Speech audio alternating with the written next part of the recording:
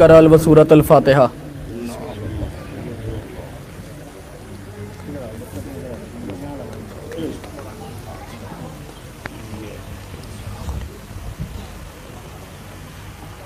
بسم اللہ الرحمن الرحیم الحمد للہ رب العالمین الرحمن الرحیم اهدنا الصراط المستقیم۔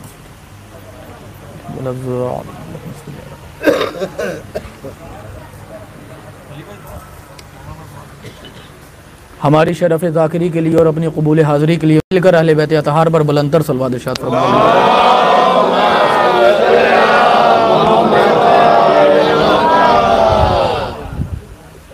لا حول ولا قوة الا باللہ العلی العظیم۔ اعوذ باللہ من الشیطان اللعین الرجیم۔ بسم اللہ الرحمن الرحیم۔ الحمد للہ الذی ہدانا لہذا وما كنا لنہتدی لولا ان ہدانا اللہ لقد جاءت رسول ربنا بالحق والصلاة والسلام والتحیۃ والاکرام والصاحب الدین والاسلام وامر الشریعت والاحکام وحل والحرام والرکن والقیام والسجود والمقام والصلاة والصیام والکتاب والقرآن والحجت والبرہان والمحبت والعرفان والحق والبیان علی النبی الامی المدنی الہاشمی المکی المطلبی سیدنا و سید الکونین امام المشرقین والمغربین سلطان الحرمین امام القبلتین والصاحب کعبہ و قوسین وجد الحسن والحسین سید الانبیاء والمرسلین خاتم النبیین ورحمت للعالمین طہ و یاسین بشیر نر مسدد نبی نر معیت المصطفی الامجد محمود الاحمد ابی القاسم محمد اللہم صلی علی محمد وآل محمد وعجل فرد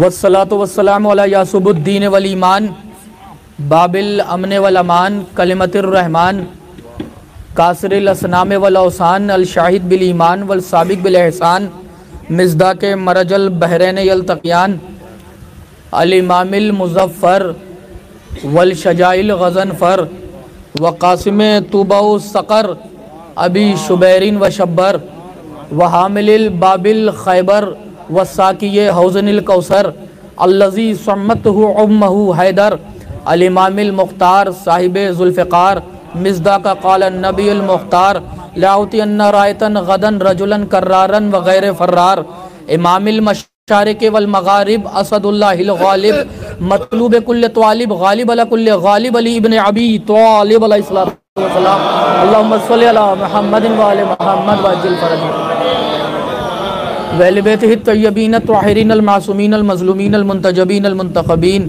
عَلَى لَعْنَةُ اللَّهِ عَلَى أَعْدَائِهِمْ أَجْمَعِينَ مِنْ يَوْمِنَا هَٰذَا إِلَىٰ قِيَامِ يَوْمِ الدِّينِ بسم اللہ الرحمن الرحیم وَإِذْ قَالَ رَبُّكَ لِلْمَلَائِكَةِ إِنِّي جَاعِلٌ فِي الْأَرْضِ خَلِيفَةً صدق اللہ العلی العظیم۔ مل کر جوش ولا سے ایک صلوات پڑھے بر محمد۔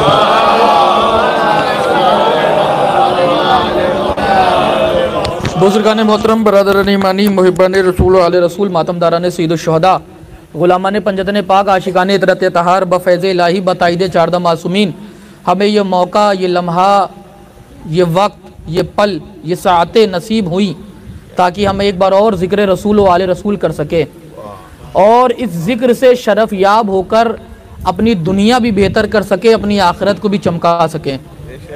یعنی یہ کہہ دیا جائے کہ یہ ذکر کو دل میں بسا کر زمین کو بھی بہتر کر دیا جائے، آسمان کو بھی سجا دیا جائے۔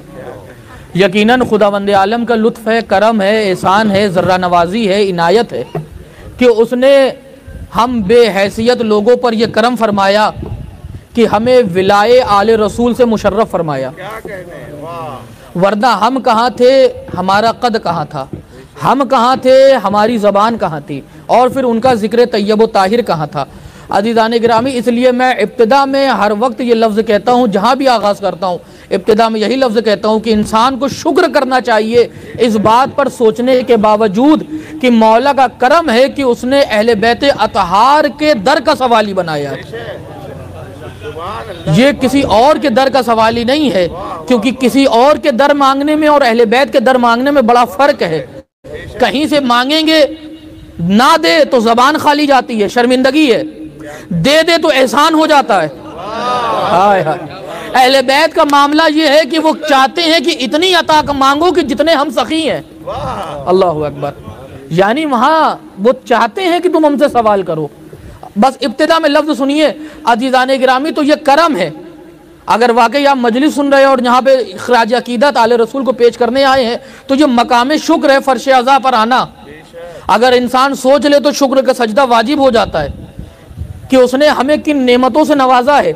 آج ایک پارشد بھی اگر روڈ بنواتا ہے تو اتنا بڑا پتھر پہلے لگوا دیتا ہے تاکہ جب جو لوگ روڈ پہ چلتے جائیں پتھر دیکھ کے پارشد صاحب کو پہچانتے جائیں کہ ماننی پارشد دوارا بنائی گئی روڈ. یعنی یہ پتھر اس لیے ہے کہ ہر آدمی چاہتا ہے کہ اسے پہچانا جائے, ہر آدمی چاہتا ہے کہ اس کا اسٹیٹس بلند ہو جائے, ہر آدمی چاہتا ہے کہ بڑوں کی صفوں میں اس کا نام آ جائے. لیکن کیا کہنا آل رسول کے چاہنے والوں کا کہ خداوند عالم نے اپنے حبیب کے چاہنے والوں پر, اہل بیت اطہار کے محبوں پر کہ کرم کیا, کہ کرموں کا معیار بلند کر دیا, کہ خدا کا کرم ہوا کہ اس نے ہمیں نطفے سے انسان بنا دیا. جب اس کا کرم اور آگے بڑھا تو انسان سے مسلمان بنا دیا. اب آپ نہ بولے تو پھر کیا کروں, یہ خدا کا کرم ہی تو تھا کہ اس نے ہمیں نطفے سے انسان بنایا. جب اللہ کا کرم آگے پہنچا تو اس نے نطفے سے انسان بنایا, پھر انسان سے مسلمان بنایا. جب اللہ کا کرم آسمانوں پہ پہنچا تو محمد کو امتی بنا دیا. طالب حسین لفظ ہو ہی نہیں سکتا کہ رائے گا چلا جائے. پہلے نطفے سے انسان بنایا, کرم اور آگے بڑھا تو انسان سے مسلمان بنایا, کرم اور آگے بڑھا تو محمد کو امتی بنایا. جب کرم آسمانوں پہ پہنچ کے چاند اور ستاروں کی طرح چمکنے لگا تو علی کا شیعہ بنا دیا. جب کرم آسمانوں پر چاند اور ستاروں کی طرح چمکنے لگا تو علی کا شیعہ بنا دیا. کہا معبود اور بڑھے گا, کہا ہاں میرے کرم کے موجوں کو ذرا اٹھنے تو دو, سمندر کی موجوں کو ذرا آہستہ آہستہ بڑھنے تو دو. جب کرم آفتاب و مہتاب سے آگے نکلتا ہے تو فاطمہ کی دعا بنا دیتا ہے. آخری کا لفظ سنیے عزیزان گرامی, یہ کرم بڑھتا چلا جا رہا ہے. کبھی نطفے سے انسان بناتا ہے, اللہ اپنے بندوں پہ کرم کرتا ہے تو وہی انسان مسلمان ہو جاتا ہے. جب کرم اور ہوتا ہے تو وہی مسلمان رسول کا امتی ہو جاتا ہے. کرم جب اور آگے بڑھتا ہے تو وہی محمد کو امتی علی کا شیعہ ہو جاتا ہے. جب یہی کرم آگے بڑھتا ہے تو فاطمہ کی دعا بن جاتا ہے. میں نے کہا کیا اور بھی کرم ملے گا؟ کہنے لگا ہاں بالکل, جب میرا کرم مقام کعبہ قوسین پہ پہنچے گا تو تجھے حسین کا حسینی بنا دے گا, آخری امام کی رعایا بنا دے گا. اللہ, یہ آل رسول کا ہی تو فیض ہے. اللہم صلی اللہ محمد. یہ آل رسولی کا تو فیض ہے کہ ان کے در سے سب ہمیں عطا ہوا ہے, ان کے در سے ہمیں عطا ہوا ہے. لہٰذا ان کے دینے میں کوئی کمی نہیں ہے, ہماری مانگنے میں کمی ہو رہی ہے. ہمیں پتہ ہی نہیں ہے کہ ملتا کہاں سے ہے, کیونکہ آج مارکیٹ میں نقلی مال اتنا ہے.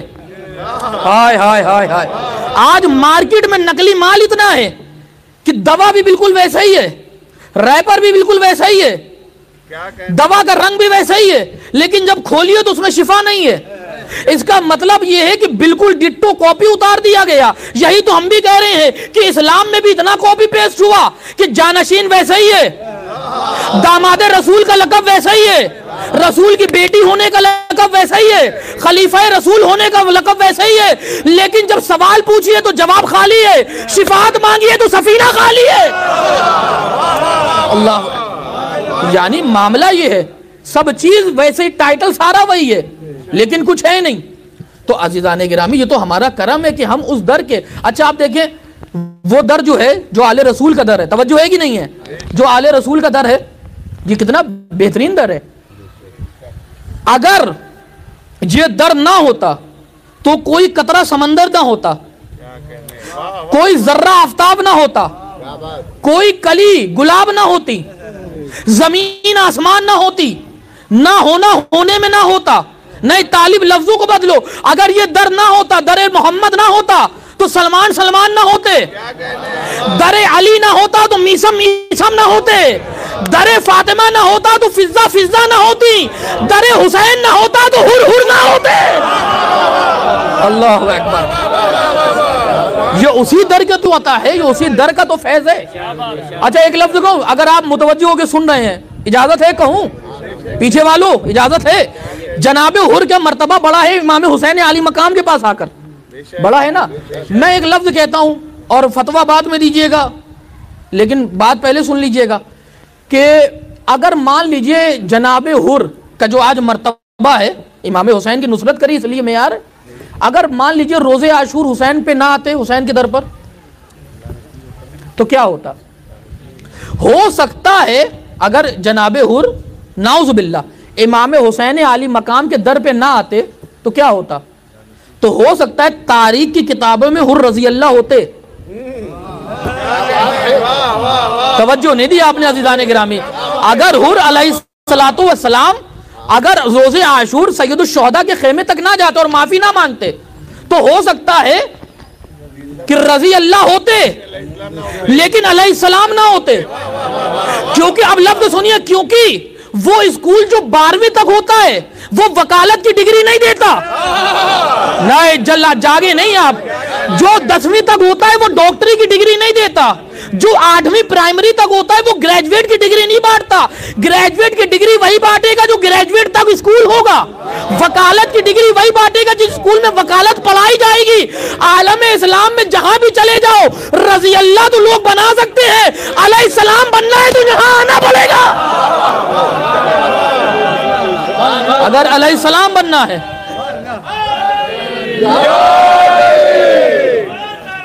اللہم صلی علی محمد وعلی محمد وعجل فرجہم، اگر علیہ السلام بننا ہے تو اس در پہ آنا پڑے گا، کیونکہ وکالت کی ڈگری وہی دیتا ہے جو خود وکالت کراتا ہے۔ تو دنیا تو رضی اللہ کی ڈگری بانٹتی ہے، صرف یہی ایک گھرانہ ہے جو ایک علیہ السلام کی ڈگری۔ تو ظاہر سی بات ہے یہ بڑا قیمتی در ہے۔ اچھا میں مجلس میں شعر پڑھنے کا عادی نہیں ہوں کیونکہ، لیکن 4 مصرے یاد آ رہے ہیں آپ کی ذوق مودت پر، اجازت ہے پڑھوں؟ لیکن بڑی قیامت کے مصرے کہے گئے، شعور کے 14 طبق روشن ہو جاتے ہیں۔ کہتے ہیں حسین دشت میں کیا اہتمام کرتا ہے، قضا کو اپنی گلی کا غلام کرتا ہے، اسی حسین کو کہتے ہو تم رضی اللہ جو اپنے حر کو علیہ السلام کرتا ہے۔ اللہ اکبر، اسی حسین کو، حسینیت حسینیت یزیدیت نعرہ حیدری نعرہ تلوار۔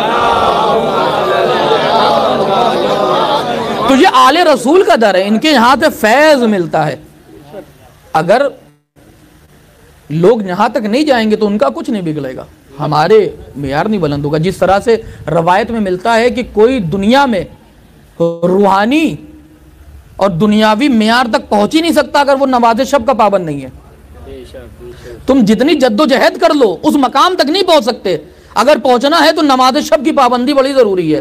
اب اگر چلیے لفظ آگے تو تبرکن لفظ سنیے، اگر واقعی نماز شب کچھ نہ ہوتی تو جو کائنات کی تیسری حجت ہے وہ کہہ رہے ہیں کہ بہن حسین کو نماز شب میں فراموش نہ کریے گا۔ اس کا مطلب کچھ اہمیت تو ہے، یہ ہمیں درس دیا جا رہا ہے۔ تو جس طرح سے کوئی نماز شب بغیر پڑھے دنیاوی مقام نہیں حاصل کر سکتا، اسی طرح سے اہل بیت کے در پہ آئے بغیر کوئی شفاعت نہیں حاصل کر سکتا، آنا پڑے گا۔ اچھا دیکھیے 2 لفظ ہیں، توجہ ہے کہ نہیں ہے؟ 2 لفظ ہیں، ایک لفظ ہے ماننا، ایک لفظ ہے پہچاننا۔ توجہ چاہ رہا ہوں جتنے بیٹھے ہیں، بزرگوں سے ہم ان کا سکھایا ہوا پڑھتے ہیں، اور اپنے نوجوانوں کے لیے ہم بزرگوں کے سامنے اس لیے پڑھتے ہیں کہ جو انہوں نے یاد کرایا ہے وہ یاد ہے کہ نہیں ہے، اس لیے تو اپنے نوجوانوں کے لیے۔ اور اگر جیسے میرے لفظوں میں جیسے آپ توجہ نہیں دے رہے ہیں، آپ غور نہیں فرما رہے ہیں، تو اس میں اپنی توہین نہ سمجھیے گا، کیونکہ مسئلہ جو ہے جو ہمارے بزرگوں نے جو مجلس ہمیں یاد کرائی تھی اس میں یہ سب جملے تھے، تو اب وہ چونکہ پوری رٹ لی ہے ہم نے مجلس تو ہم وہ چھوڑ نہیں پا رہے ہیں۔ جب کوئی پورا رٹ لیتا ہے تو وہ بیچ کا نہیں چھوڑ پاتا، اگر بیچ کا چھوڑے گا تو لکنت ہونے لگے گی، تو وہ پورا فلو بندھا ہوا ہے، تو اس لیے تو یہ سب جملے ایسے ہی آپ اگنور مار دیجیے گا۔ لیکن لفظ سنیے، ایک لفظ ہے، 2 لفظ ہیں، ماننا ایک ہے، بولیے پہچاننا۔ ایک لفظ ہے ماننا، ایک لفظ ہے پہچاننا۔ ماننے میں کوئی کمال نہیں، کمال سارا پہچاننے میں ہے۔ یعنی لفظ بدل رہا ہوں، طالب لفظوں کو ہلکا کرو. ماننے میں اتنا دم نہیں کہ وہ نجات دلا دے، لیکن پہچاننے میں اتنا دم ہے کہ وہ شفاعت دلائے گی. 2-3 حدیثیں سنیے کہ ماننا کوئی کمال نہیں، پہچاننا کمال ہے. ماننے میں کوئی دم نہیں، پہچاننے میں دم ہے. اللہ کہتا ہے میں چھپا ہوا خزانہ تھا، چاہا. اب آپ نہیں بولتے تو پھر میں کہاں پڑھوں گا؟ اللہ کہتا ہے میں چھپا ہوا خزانہ تھا، چاہا. بولیے پہچانا جاؤں کہ مانا جاؤں؟ پہچانا جاؤں. کیوں؟ ماننے میں کوئی کمال ہی نہیں ہے. حدیث ملی آگے کہ جو شخص اپنے زمانے کے امام کو، اللہ اکبر، پہچانے بغیر کہ مانے بغیر؟ بولیے پہچانے بغیر. ماننے میں کوئی کمال ہی نہیں ہے. طالب اور آگے بڑھو. اب دیکھتا ہوں کہ وہی نہیں بولے گا جس کا استخارہ نہیں آیا. تاریخ بتاتی حسین مسجد نبوی میں داخل ہوئے، ابا کے دامن میں پیر الجھا، رسول ممبر پہ اٹھے، نواسے کو لیا ممبر پہ لائے، اور صحابہ کرام سے جھوم کے کہتے ہیں لوگوں یہ میرا حسین ہے، اسے مانو کہ پہچانو؟ بولیے پہچانو. اس کا مطلب خدا کہتا ہے میں پہچانا جاؤں. امام کے لیے جو پہچانے بغیر، حسین کے لیے جو پہچانو. اس کا مطلب مانو کہیں بھی نہیں، پہچانو پہچانو پہچانو. یعنی جو کمال پہچاننے میں ہے وہ ماننے میں ہے ہی نہیں. کہا ماننے میں اور پہچاننے میں فرق کتنا ہے؟ کہا بھیا مانا ہوا تو جہنم جا سکتا ہے، پہچانا ہوا نہیں جا سکتا. دلیل یہ ہے کہ شیطان اللہ کو مان کے اللہ مانتا تھا، تبھی ایک سجدے کا انکار کر بیٹھا، اور حر نے ایک رات میں حسین کو پہچان لیا. تو آگے تو سارا کمال ماننے میں نہیں ہے، پہچاننے میں ہے. اچھا وہ راہب، وہ جو تھا مسلمان تھا، شیعہ تھا، قرآن پڑھنے والا تھا، رسول کی نبوت کا کلمہ پڑھنے والا تھا، لیکن حسین کو مانا نہیں، پہچان لیا. آپ نے توجہ نہیں دی، حسین کو پہچان لیا. اچھا اب 2 جملے سن لیجئے تاکہ لفظ آگے بڑھ جائے. ایک مل جل کر نام سید الشہداء پر بلندر صلوات پڑھ دے پر محمد والے محمد.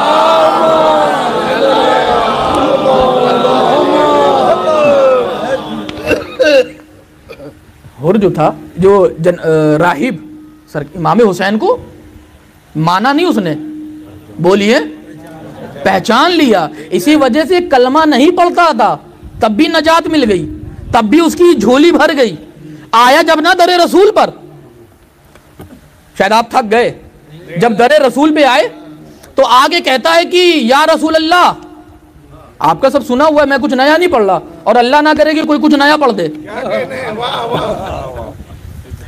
کہنے لگے یا رسول اللہ میری قسمت میں اولاد نہیں ہے. تو رسول اللہ نے لوح محفوظ کا مطالعہ کیا، کہنے لگے تیری قسمت میں نہیں ہے، تیری قسمت میں نہیں. اچھا ایک تیری قسمت میں، اچھا میں یہاں سے مجلس پڑھتے پڑھتے بے ہوش ہو جاؤں تو ظاہر سی بات ہے آپ فوراً علاج کے لیے بھاگیں گے. تو کہاں لے جائیں گے؟ مجھے سب سے پہلے دلی لے جائیں گے. ہمیں جو قریب میں ہوگا پہلے وہاں علاج ملے گا. جو قریب میں جہاں علی نگر میں ہوگا جلدی سے پہلے وہاں جائیں گے. پھر وہاں شفا نہیں ہوگی تو کانپور جائیں گے. پھر وہاں شفا نہیں ہوگی تو لکھنؤ جائیں گے. پھر لکھنؤ نہیں ملے گا تو دلی. تو اس کا مطلب جب مرض آتا ہے تو پہلے قریب کے پاس جایا جاتا ہے، جب وہاں سے شفا نہیں ملتی. اب آپ نہ بولے تو میں کیا کروں؟ وہ تھا حضرت عیسیٰ کا ماننے والا، تو دل پہ ہاتھ رکھ کے بتاؤ اس نے اولاد عیسیٰ سے مانگی تو ہوگی؟ جب عیسیٰ نے نہیں دی تب مدینے آیا ہے. جب عیسیٰ نے نہیں دی ہے تبھی تو مدینے آیا ہے. جب مدینے آ گیا اس کا مطلب وہاں شفا نہیں ملی، تو شفا لینے کہاں تک آ گیا؟ در رسالت میں آپ پر آ گیا.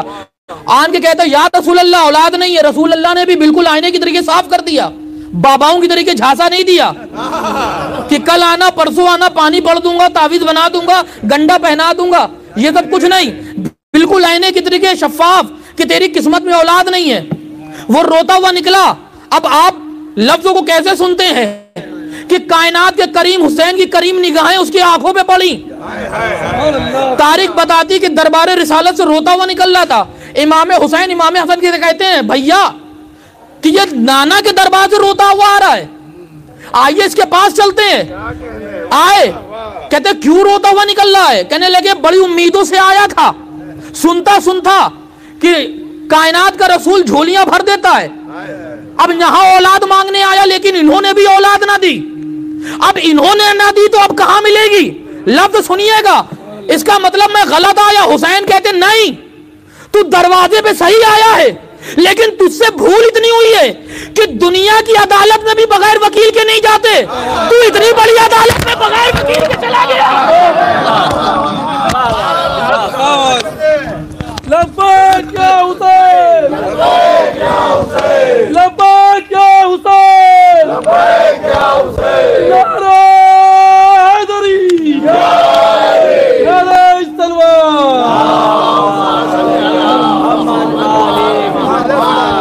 دنیا کی عام عدالت میں بغیر وکیل کے نہیں جاتے، تو اتنی بڑی عدالت میں بغیر وکیل کے چلا گیا. کہنے لگے میں تو یہاں پہ مسافر ہوں، وکیل اکیل کہاں سے کروں؟ بس یوسف زہرا نے اس کی کلائی تھامی. کہنے لگے جس کا کائنات میں کوئی نہیں ہوتا اس کے ہم ہوتے ہیں. بس گئے اور جا کے کہتے ہیں کہ رسول ادھر احترام میں حسین کے اٹھنے لگے. کہنے لگے نانا آج نواسا نہیں آیا ہے، یہ مدعی ہے اور میں دعویٰ کرنے آیا ہوں اس کی وکالت کرنے. کہنے لگے بیٹا اس کی تقدیر میں اولاد نہیں ہے. تو حسین نے پھر کیا کہا؟ کہ ایک دیے، دو دیے، تین دیے، سرکار سید الشہداء دیتے چلے گئے. اب جیسے ہی ہم نے یہ کہا تو وہ جس کا شجرہ مبارک نہیں تھا، نسل مستحکم نہیں تھی، خانوادہ درست نہیں تھا، فوراً اعتراض کر کے کہنے لگے ارے آپ نے بڑھا دیا وہ کام جو رسول اللہ نے نہیں کیا، حسین سے آپ نے کرا دیا کہ رسول نے اولاد نہیں دی، حسین نے دی. ارے بھیا بڑھایا نہیں ہے بلکہ رسول نے اپنا اختیار بتایا ہے. حسین نے اپنا اختیار بتایا کا کیا مطلب؟ رسول نے تقدیر پڑھ کے بتایا کہ میں تقدیر پڑھنا جانتا ہوں. حسین نے بیٹے دے کے بتایا کہ میں تقدیر بدلنا جانتا ہوں. حسین نے بیٹے دے کے بتایا کہ میں تقدیر بدلنا جانتا ہوں. تو لہذا امام حسین علی مقام نے دے دیے. تو یہ وہ عرض یہی کر رہا تھا، بات تو آگے نکل گئی، آیت کا بھی ترجمہ نہیں ہو پایا اور وقت ہو گیا کافی، کہ اگر اس در پہ نہ آئے تو پھر کہیں کچھ نہیں ملے گا، کیونکہ اس در پہ آنا پڑے گا اور بالکل ضرور آنا پڑے گا. اچھا آپ دیکھیں کہ جس آیت کی کریمہ کی تلاوت فرمائی ہے وہ بڑی مشہور و معروف آیت تھی کہ ہم سے لوگ یہ کہتے ہیں کہ آپ رسول اللہ کا ذکر نہیں کرتے. کہتے ہیں کہ نہیں کہتے ہیں؟ بڑا کھلا واضح بیان ہے. یہاں پہ بات روک رہا ہوں، یہ 2-3 جملے اور پھر بات کو مسلسل کر لوں گا. اعتراض کرتے اما آپ لوگ تو جب دیکھیے علی کی باتیں، حسین کی باتیں، سب کی باتیں، کبھی رسول اللہ کا ذکر ہی نہیں کرتے آپ. تو اب ہم ان کو یقین کیسے دلائیں؟ تو اب یقین تو دلا ہی نہیں سکتے. اب کوئی اپنا سینہ ہم چیر کے دل تو دکھائیں گے نہیں، سینہ چیر کے اب دل تو دکھائیں گے نہیں، اور نہ کوئی جبریل آئیں گے جو دل نکال لیں سینے سے تو جو ہم دکھا دیں. لیکن ہاں اپنا ڈیفنس تو کر سکتے ہیں. ہم سے آپ رسول اللہ کی باتیں نہیں کرتے، آپ رسول اللہ کی، حالانکہ مرثیہ ہم نے کہا، نعتیں ہم نے کہیں، رسول اللہ کی شان میں قصیدے ہم نے پڑھے. اب توجہ چاہتا ہوں، رسول اللہ کی ولادت محفل ہم نے کری، رسول اللہ کے دنیا سے جانے پر مجلس ہم نے کری، لنگر رسول ہم نے کرا، بچوں کے نام محمد ہم نے رکھے. یہ سب رکھا کہ نہیں رکھا؟ سب کچھ کرا، لیکن اس کے بعد بھی نہیں دکھتا. اب دیکھیے کبھی کبھی دھیرے سے بھی لفظ کہا جاتا ہے اور آزمایا جاتا ہے کہ مجمع بھی توجہ دے رہا ہے کہ وہ خامخواہ خطیبی محنت کر رہا ہے. اب لفظ سنیے، اتنی محنت، اتنی قصیدے، اتنی نعتیں، اتنی میلاد، اتنا چراغا، اتنے بتاشے، اتنے لڈو، اتنی محفل اور اتنی مجلسیں اور اتنا لنگر اور نام اور یہ سب کرنے کے باوجود بھی اب زمانہ منہ بنا کے کہتا ہے چڑھانے کے لیے ہمیں کہ آپ رسول اللہ کے فضائل نہیں کرتے، بس ماتم کرتے ہیں اور علی علی کرتے ہیں، یہ سب کرتے ہیں. وہ اس لیے کہتا ہے کیونکہ زمانہ ہم سے تاریخ کا محمد سننا چاہتی ہے، ہم قرآن کا محمد پڑھتے رہتے ہیں. نہیں اب لفظ نہیں پہنچا دیدان گرامی. اب یا تو آپ بولنا چاہتے نہیں ہیں یا تو پھر واقعی لفظ نہیں اترا. دنیا ہم سے اس لیے کہتی ہے کہ آپ رسول کی فضائل نہیں پڑھتے اور ہم اتنے پڑھتے ہیں. وہ اس لیے ان کو نہیں سمجھ میں آتا کہ دنیا ہم سے تاریخ کا محمد سننا چاہتی ہے، ہم قرآن کا رسول پڑھ رہے ہیں. تو اب آپ علی نگر والے پوچھیں گے اما کیا تاریخ کے محمد میں اور قرآن کے محمد میں فرق ہے؟ زمین و آسمان سے زیادہ کا فرق ہے. تاریخ میں محمد 40 سال بعد نبی ہے، قرآن میں حضرت آدم سے پہلے ہے. اللہ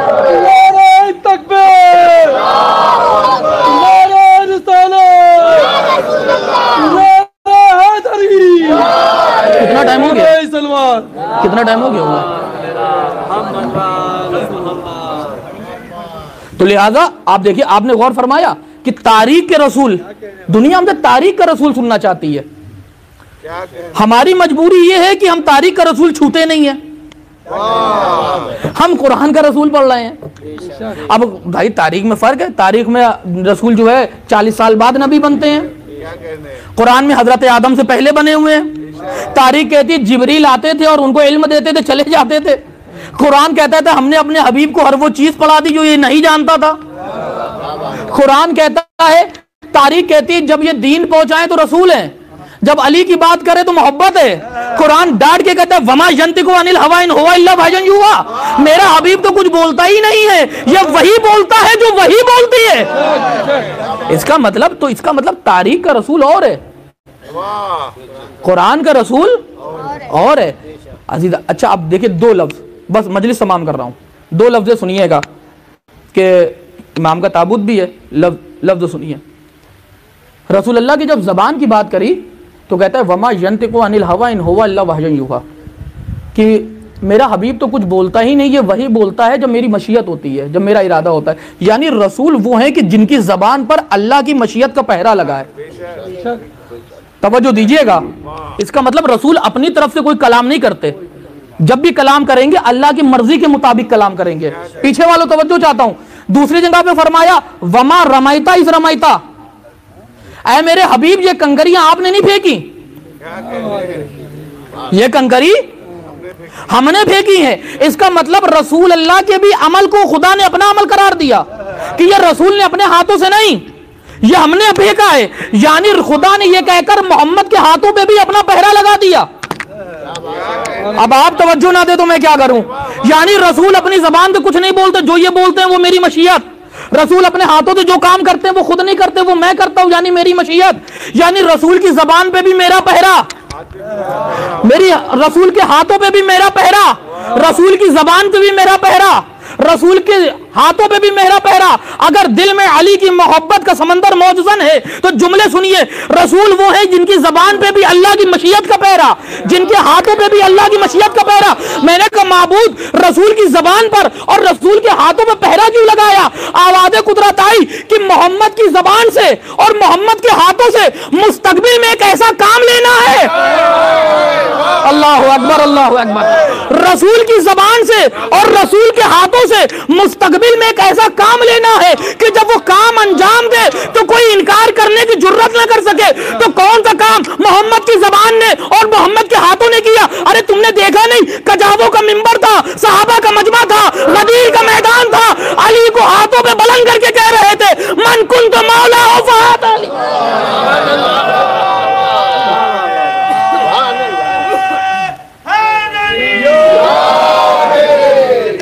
فمن کنت مولا ہو. رسول اللہ نے اپنی زبان سے فرمایا اور اپنے ہاتھوں سے بلند کیا. یعنی اللہ چاہ رہا تھا کہ ایک ایسا کام لیا جائے تاکہ کوئی مانے نہ لیکن انکار کرنے کی جرت نہ کر پائے. یعنی یہ رسول نے من کنتو نہیں کہا ہے، یہ میری مشیت نے کہا ہے. یہ رسول نے ہاتھوں پہ علی کو نہیں اٹھایا، یہ میری مشیت نے اٹھایا ہوا ہے. اس کا مطلب یہ ہے کہ رسول اللہ نے اپنے حبیب کو ہاتھوں پہ بلند کر دیا تھا. انشاءاللہ وقت نکل گیا اور بہت کچھ باقی رہ گیا. غدیر کا میدان سجا ہوا ہے، ریت چمچما رہی ہے، کجاووں کا منبر ہے، رسول کائنات ہیں، ہاتھوں پہ علی و مرتضیٰ ہیں، فرشتے قصیدہ پڑھ رہے ہیں، ملائکہ نغمے گنگنا رہے ہیں، فضیلتیں علی کو گھیر رکھے ہیں، طہارتیں محمد کے تلوے چاٹ رہی ہیں، نور ہے کہ زمین سے پھوٹ رہا ہے، ولایت علی کے سر پہ تاج بن کر اتر رہی ہے، ابا شہرت ان کے قدم بوسی کر رہی ہے، شجاعت ان کے ہاتھوں کا چوم رہی ہے، طہارت ان کے دامن کا پیوند بنی ہوئی ہے کہ ایسے عالم میں کائنات کے محمد نے کائنات کے علی کو اٹھا کے رکھ دیا. طالب لفظوں کا ہو اور مجلس کو تمام کر دو.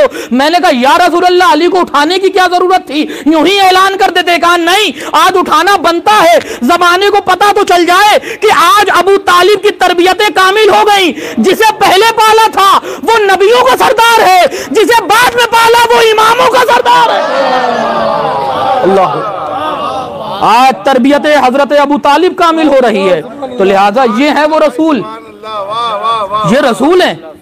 آج لوگ ہم سے کہتے ہیں شان رسالت پہ بات کریے، اب وقت نہیں رہا، بہت ختم کر رہا ہوں، جلوس بھی ہے، لیکن ہم آپ رسول اللہ کے فضائل نہیں پڑھتے، آپ یہ بڑی ہنسی بھی آتی ہے، لیکن تاریخ گواہ ہے کہ جب سلمان رشدی نے شان رسالت میں گستاخی کری تو بڑے بڑے دعوے داران اسلام اور دین کے چودھری خاموش رہے، بولا تو علی والا ہی بولا۔ سلمان رشدی کے خلاف کس نے فتویٰ دیا؟ اسی نے دیا جو علی ولی اللہ پڑھتا تھا، اسی نے دیا جو ماتم بھی کرتا تھا، اسی نے دیا جو فرش عزا بھی بچھاتا تھا۔ کس نے فتویٰ دیا؟ آیت اللہ روح اللہ خمینی، کہ یہ واجب القتل ہے، زندگی موت سے بدتر کر دی۔ منظر عام پہ پھر دکھا نہیں کہ جب ادھر سے آگا کا ایک فتویٰ چھپ گیا، ادھر سے فتویٰ نکلنا تھا، ادھر زندگی موت میں تبدیل ہو گئی۔ اما ہم یہی تو زمانے سے کہہ رہے ہیں، جب غلاموں کی زبان میں اتنا دم ہے تو امام کی تلوار میں کتنا دم ہوگا؟ جب غلاموں کی زبانوں میں اتنا دم ہے تو بس لفظ تمام ہو رہا ہے، تو کس نے فتویٰ دیا؟ دنیا ہمیں تو کافر بہت کہہ دیتی ہے، ارے یہ تو ذوالجنے کو مانتے ہیں، کافر ہو گئے، مشرک ہو گئے، کافر ہو گئے، مشرک ہو گئے۔ ہمیں تو کافر، شیعوں کو تو کافر کہنا بہت آسان ہے، اما اسے بھی کافر کہتے جو شان رسالت میں گستاخی کر رہا تھا۔ لیکن وہی کھڑا ہوا مرد آہن، مرد مجاہد کون؟ امام خمینی نے فتویٰ دے دیا، زندگی موت سے بدتر کر دی۔ اب اگر لفظ سننے چاہتے ہیں، لفظ اگر مجلس سن رہے ہیں اور آقا کو خراج عقیدت پیش کر رہے ہیں تو لفظ سنیے۔ آیت اللہ خمینی نے شان رسالت پہ گستاخی کرنے والے کے خلاف فتویٰ دے کے زمانے کو پیغام دیا کہ زمانہ سمجھ لے کہ محمد رسول اللہ کی بقا علی ولی اللہ میں ہے، ورنہ کہیں تحفظ نہیں ہے۔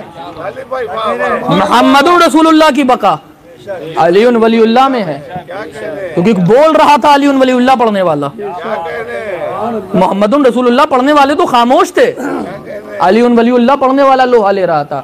تو لہٰذا عزیزان گرامی، یہ ہماری قیادت ہے، اس پہ ہمیں غور کرنا ہے۔ آج حربیں بہت ہیں، آج شیعت ہر طرف سے حملے کو برداشت کر رہی ہے، لہٰذا کبھی مجالس کے عقائد پہ حملہ، کبھی علماء کی قیادت پہ حملہ، کبھی مراجع پہ حملہ، کبھی ہماری نیتوں پہ حملہ۔ تو لہٰذا عزیزان گرامی، روش وہی برقرار ہونی چاہیے جو ہمارے بزرگوں کا قانون تھا۔ آج لوگ لگے ہوئے ہیں کہ ہمیں ہماری قیادت سے دور کر دیا جائے، یعنی ہمیں علماء سے دور کر دیا جائے، ہمیں مرجعیت سے دور کر دیا جائے، تو ہوگا کیا؟ وہ 25 لوگ ادھر اپنا جھنڈا اٹھائے ہوں گے، 50 تو شیعہ وہاں بیٹھے اپنی چلا رہے ہوں گے، 36 وہاں بیٹھے چلا رہے ہوں گے۔ تو جب 36 لوگ جب ایک وقت میں 36 چلائیں گے تو ہم ایک وقت میں ٹکرا جائیں، لیکن جب ایک فقیہ ہوگا تو پھر عالم کیا ہوگا؟ وہ کہے گا دن تو دنیا کہے گی دن، وہ کہے گا رات تو وہ کہے گا رات۔ اما زمانہ پریشان ہے کہ اتنا اثر، اتنا نقصان، اتنی طاقت لوگوں کو توپوں سے نہیں ملی، میزائلوں سے نہیں ملی، بندوقوں سے نہیں ملی، جو مرجعیت اپنے اختیار میں رکھتی ہے۔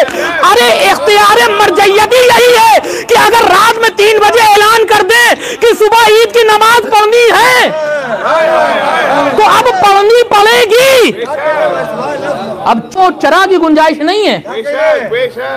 کرتا پیجامہ بنا ہو کہ نہ بناؤ، عید کی نماز پڑھنی پڑے گی، صلہ ہو کہ نہ صلہ ہو، عید کی نماز پڑھنی پڑے گی۔ کیوں؟ کیونکہ ایک رہبر نے اعلان کر دیا ہے۔ یہ ہے مرجعیت کی طاقت۔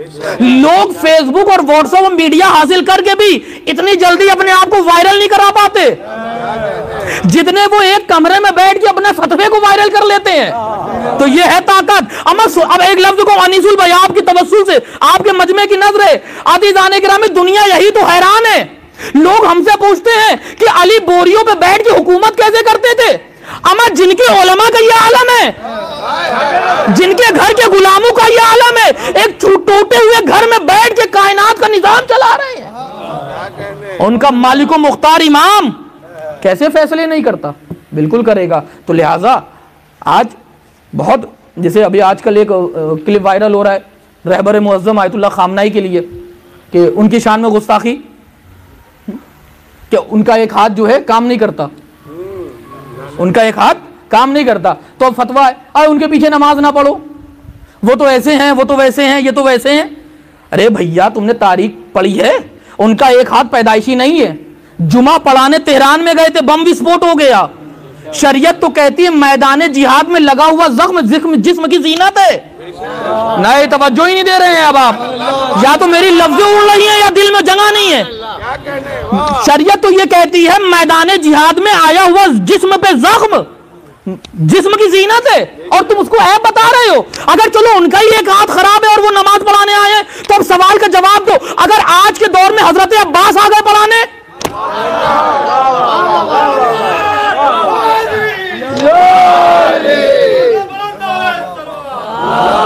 لفظ یاد رکھیے گا، تم ان کے ہاتھ پر اعتراض کر رہے ہو کہ ان کا ہاتھ کام نہیں کرتا، شلے اگر آج کے دور میں اگر حضرت عباس خود نفس نفیس نماز پڑھانے آ گئے تو کیا یہی فتویٰ انہیں بھی دو گے؟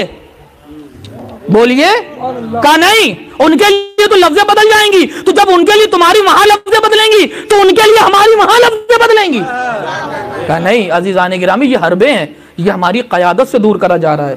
وہ روحانی قیادت، یہاں چندے اور ووٹوں سے لوگ نہیں بنتے، یہاں رہبری ملتی ہے۔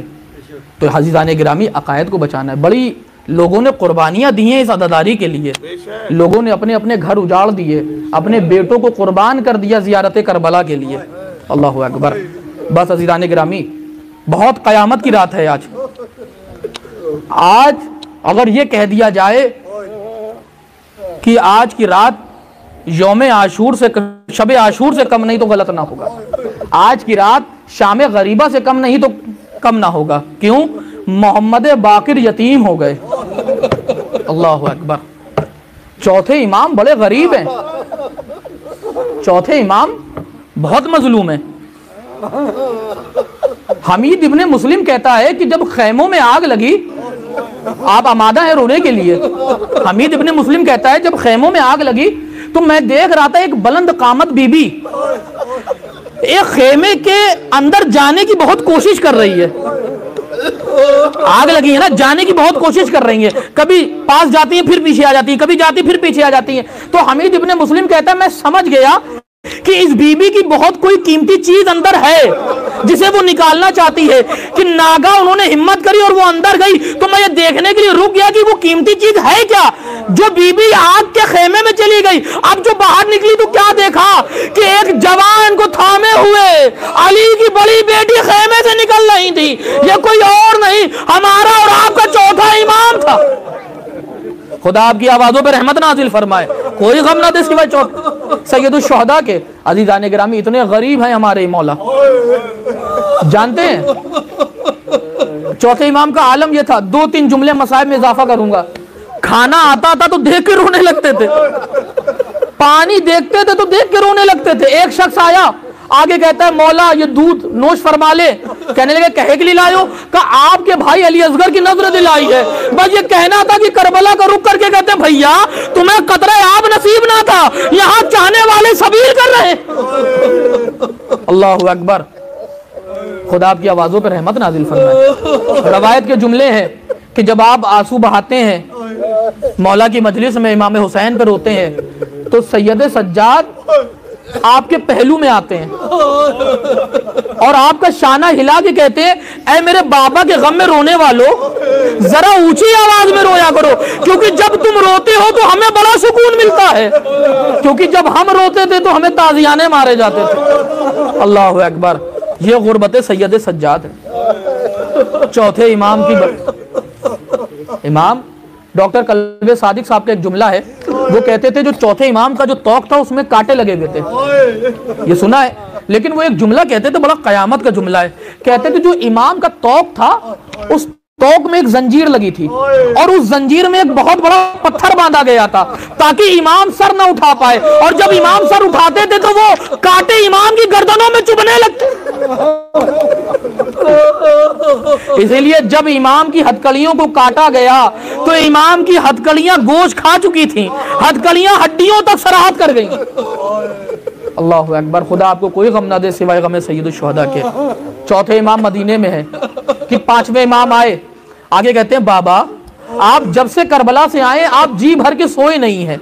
ہم چاہتے ہیں کہ آج کی رات آپ دل جی بھر کے سو جائیں, اطمینان سے سو جائیں. میں بستر لگا دیتا ہوں, 5ویں امام محمد باقر کہتے ہیں میں بستر لگا دیتا ہوں, آپ سو جائیں. بس یہ کہنا تھا کہ چوتھے امام نے 5ویں امام کی کلائی تھام لی, کہا بیٹا تم بھی امام ہو, بس اتنی ضمانت لے لو کہ جب تمہارا باپ سید سجاد آنکھیں بند کرے تو اسے منظر کربلا نظر نہ آئے.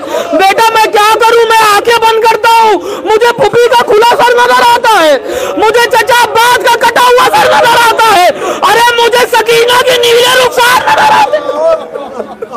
بیٹا غربت آل محمد سونے نہیں دیتے. خدا آپ کی آوازوں پر رحمت نازل فرمائے. بس ایک آخری روایت سنیے اور سفر تمام کر دوں. عزیزان گرامی, ابھی آپ تابوت اٹھائیں گے, لیکن جب تابوت اٹھائیے گا تو آہستہ سے بوسے دیجئے گا, کیونکہ امام بہت زخمی ہے, امام بہت زخمی ہے. آپ دنیا سے چلے گئے لیکن توق کا زخم نہ گیا, دنیا سے چلے گئے لیکن ہتکڑی کا زخم نہ گیا, دنیا سے چلے گئے لیکن بیڑی کا زخم نہ گیا. بس ایک روایت سنیے اور مجلس کو تمام کر دوں. چوتھے امام کی مجلس ہے نا, پہلوں میں چھالے ہیں. تاریخ بتاتی ہے لوہے کی خاصیت یہ ہوتی ہے کہ جب یہ دھوپ میں آتا ہے تو گرم ہونے لگتا ہے. اللہ اکبر. میں نے جو کہنا تھا وہ میں کہہ گیا, جو پہنچ سکتے تھے وہ پہنچ گئے. لوہے کی یہ خاصیت ہوتی ہے کہ جب یہ دھوپ میں آتا ہے تو یہ گرم ہونے لگتا ہے. تاریخ بتاتی چوتھے امام سفر میں ہے کہ لشکر یزید کو پیاس لگی, سب کے سب ایک کنویں کے کنارے پیڑ کے نیچے بیٹھ گئے. آل رسول ریت پہ دھوپ میں بیٹھے رہے. بیٹھے بیٹھے چوتھے امام کی گلے کا توق گرم ہونے لگا, توق اور گرم ہوا اور گرم ہوا اور گرم ہوا کہ اچانک امام کہتے اے پھوپھی اماں ذرا آ کے دھوپ سے سایہ کریے کہ ان قریب میری گردن تن سے جدا ہو جائے. اللہ اکبر. خدا آپ کی آوازوں پر رحمت نازل فرمائے. تو چوتھے امام بیٹھے ہوئے ہیں. دیکھیے امام کی ایک ادب ہے. امام کبھی میری طرف دیکھیے گا, امام کبھی پیر پسار کے نہیں بیٹھتے. امام کبھی بھی مسند پہ بیٹھیں گے تو پیر پھیلا کے نہیں بیٹھتے, ہمیشہ زانو کو توڑ کے بیٹھیں گے, زانو ادب طے کر کے بیٹھیں گے. یہ شیوہ امامت ہے. لیکن تاریخ بتاتی ہے جب قافلہ روک دیا گیا تو امام پیر پسار کے بیٹھ گئے. کیوں؟ یہ منظر جناب سکینہ نے دیکھ لیا. چوتھے امام سے پوچھا گیا مولا آپ کے لیے سب سے بڑا درد والا لمحہ کون سا تھا؟ تو امام نے یہی جملہ کہا, کہنے کہ وہ جملہ یہی تھا کہ میں سفر میں پیر پسار کے بیٹھا ہوا تھا کہ میری بہن نے یہ منظر دیکھ لیا. جناب سکینہ آئیں, آگے کہتے ہیں بھیا کبھی ہم نے آپ کو پیر پھیلا کے بیٹھے نہیں دیکھا, آج کیوں بیٹھے؟ کہنے لگے بہن میرے پیروں میں کانٹے پڑ گئے ہیں اور وہ مجھے بیٹھنے نہیں دیتے. تو بس یہ کہنا تھا چوتھے امام بہن والی ہو طرف جاؤ گے. چوتھے امام کہتے ہیں میری غربت پارا پارا ہو گئی کہ جب میری بہن نے یہ جملہ سنا کہ میرے پیروں میں کانٹے ہیں, میری بہن پیروں کی طرف آئی اور اپنے ننھے ننھے ہاتھوں سے میرے تلووں سے ایک ایک کانٹا نکالنے لگی.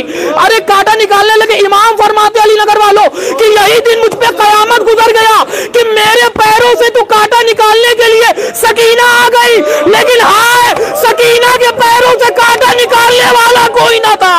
ایک بھائی سید سجاد تھا جس کے ہاتھوں میں ہتھکڑیاں تھی, پیروں میں بیڑیاں. میری بہن برہنہ پا کانٹوں پہ مسلسل چل رہی تھی. الا لعنت اللہ علی القوم الظالمین. انا للہ و انا الیہ راجعون. اللهم ان قتلت الحسین ربنا تقبل منا انك انت السميع العليم واخر دعوانا الحمد لله رب العالمين. ماتم حسین علیہ السلام.